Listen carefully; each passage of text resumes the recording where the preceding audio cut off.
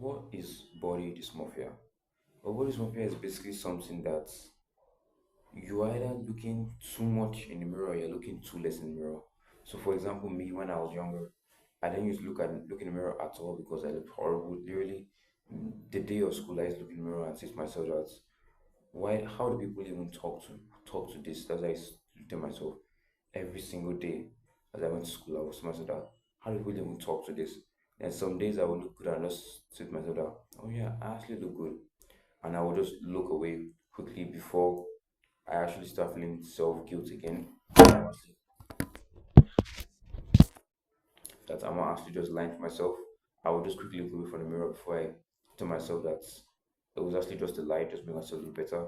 And something I realized as a pattern was that the days I didn't masturbate were the days that I actually talk to people more and actually relate to people more.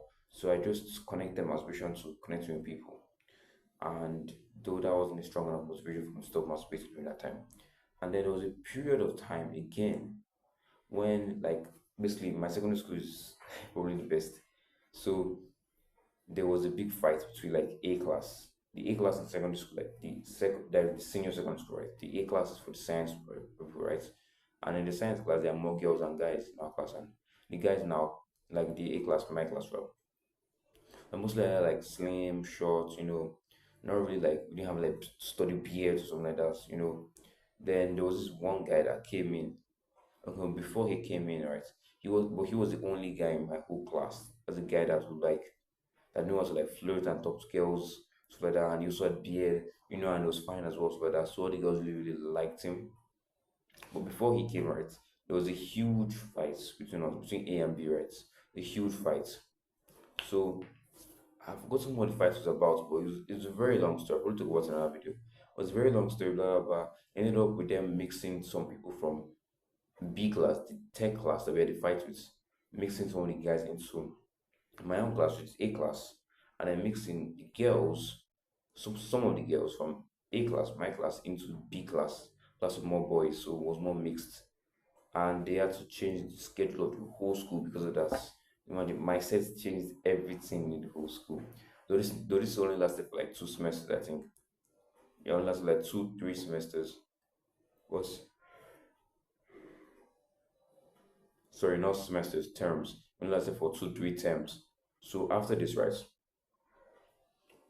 I started getting along with more guys, right? Do more guys where there's like everywhere was like sort of like it was like testosterone was in the air, right?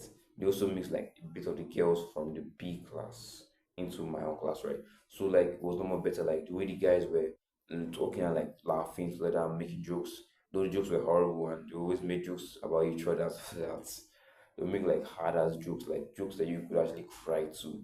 But they're actually just making jokes, man. Like their jokes were very sick, basically, to the girls. And those girls just stood for fucking those guys. And those guys were complaining to us, the smaller guys. They were like, no, their jokes are so bad, blah, blah, blah, blah. But those guys were still for fucking those guys. So now I understand that it's just the female dynamic. The females always like, what about the girls? And then anytime the guys will always like apologize, and like once in a blue moon, they will apologize. The girls will feel like so respected, so like that, so trusted. Now I'm just realizing that that's just female dynamic.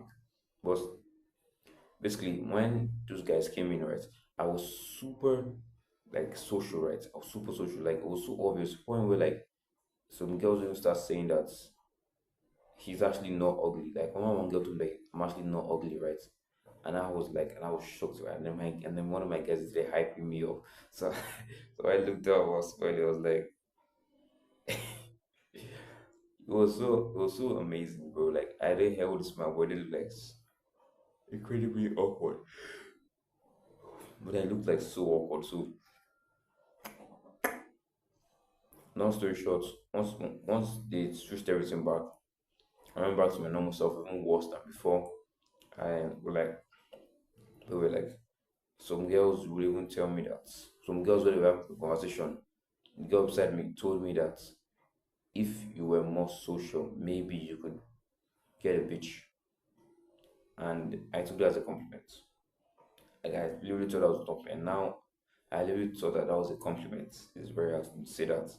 And now I'm looking back at like, nah, bro, nah. Even when I was even telling one of my friends, he was like, Jesus, like, jeez, like, bro. And I was like, and I was just laughing on the road while I was telling, because I didn't know what to say, man. It still hurts, even up to now, it still hurts. But I still know that she was probably telling the truth. So yeah. So trust.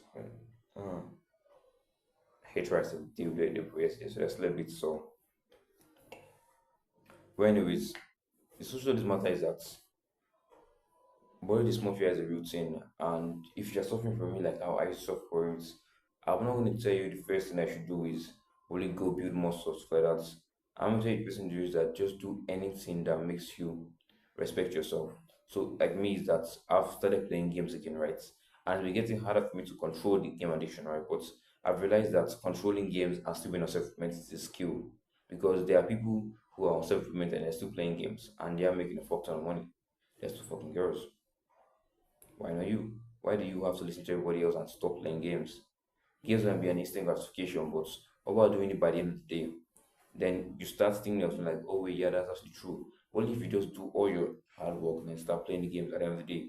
Now, for some of us now, don't use this as a cool mechanism and say that, oh, wow, a self-made YouTuber finally said that we should start playing games. No, I'm not telling you that. I'm telling you that it's basically put that as your end of the day like gratification.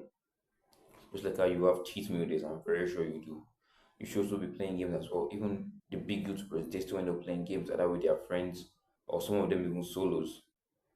If you like games so much, then bro, you shouldn't hold yourself back from it. But I'm also not encouraging you because I know that it's only 1% of people watching this video that will actually be able to control themselves while playing games.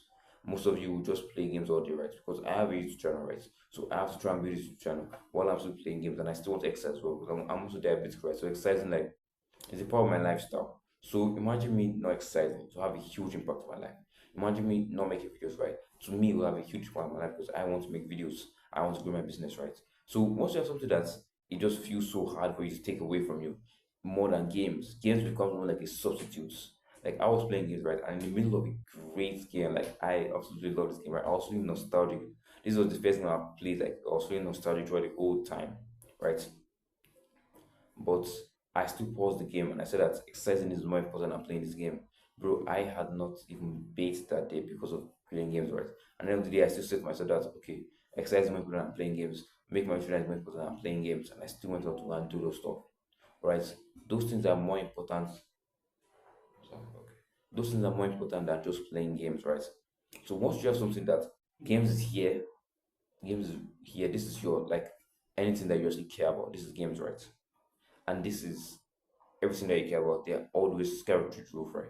And if you can't control yourself, I'm not even gonna recommend to you any like um blockers, even though me I'm gonna use a blocker because I don't want to delete the games. The only blocker I'm gonna use is called Cold Turkey blocker. Basically the blocker, it literally like I've when I was reading it, it said that even if you like restart your laptop and you delete the blocker everything, you try and remove the blocker everything from your laptop, it'll still be blocking that game. So you can't do anything once the block is blocked. I'm thinking of locking it through all the way to December because I want to focus on my schoolwork. You see, I want to focus on my schoolwork. Right now, I'm focusing on YouTube, right?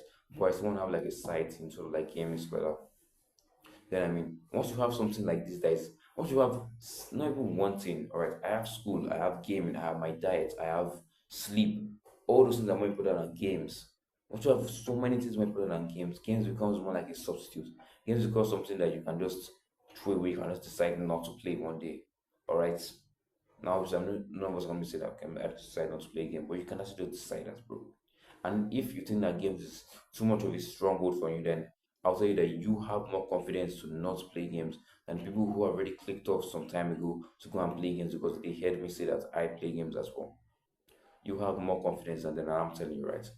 I know this video is supposed to be about body warfare, but when you say that you're gonna do something and you end up not doing it, that adds to you not respecting yourself, and in total adds to you looking in the mirror and saying myself that, oh no man, I look shit.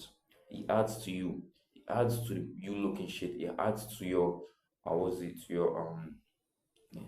your lack of confidence in yourself. You have like I used to say all the time that I was a introvert, and I'm realizing I'm actually just an extrovert, man. Like I can be both, right? I can decide to just grind my ass off. You see now, When I decide to wake up early and just grind, right? While everybody's sleeping, I can decide to do that. But I can't decide when to also be social and talk to people a lot, right? You can decide to do that. As a man, we have the greatest gift of controlling our feelings. You can decide to do that, right? But something like body swap now, you can decide to do, but it takes time for it to build up in your mind.